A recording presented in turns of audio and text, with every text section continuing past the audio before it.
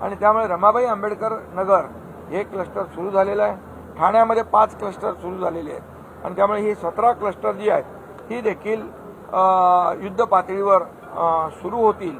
आणि यामध्ये आम्ही ज्या आपल्या शासकीय प्राधिकरणं आहेत जसं MMRD आहे, सिडको आहे, म्हाडा आहे, त्याचबरोबर MSRDC आहे, MIDC आहे, BMC आहे, इत्यादी ज्या प्राधिकरणं आहेत त्यांना देखील त्याच्यामध्ये जेवीमध्ये घेतोय, जेणेकरून त्यांना फंड रेज करणं सोपं होईल आणि लोकांचा एक विश्वास देखील या आपल्या शासकीय प्राधिकरणं असल्यामुळे वाढेल.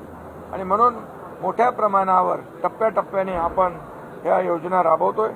त्यामुळे खऱ्या अर्थाने बाळासाहेबांचं जे स्वप्न होतं 40 लाख लोकांना घरं देण्याचं, त्याचं एक पाऊल आपण टाकलेलं आहे असं म्हटलं तर वावगं ठरणार नाही. त्याचबरोबर SRA अभय योजनेला 31 डिसेंबर 2026 पर्यंत आपण मुदतवाढ दिलेली आहे. ती अभय योजना तिची मुदत संपली होती. काही SRA योजना ज्या आहेत त्या वंचित झाल्या होत्या त्यापासून नागरिक, त्यामुळे ते देखील SRA अभय योजनेला 31 डिसेंबर 2026 पर्यंत आपण मुदतवाढ देतोय.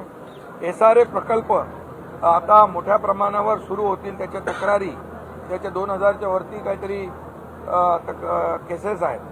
त्यामुळे याचा जलद निपटारा करण्यासाठी AGRC जे आहे त्याची देखील संख्या वाढवण्याचा निर्णय घेतला आहे, जेणेकरून जे केसेस सुरू आहेत या केसेस तात्काळ युद्ध पातळीवर सोडवता येतील आणि लोकांना मोठ्या प्रमाणावर दिलासा मिळेल आणि पुनर्विकासाचा मार्ग जो आहे मोकळा होईल.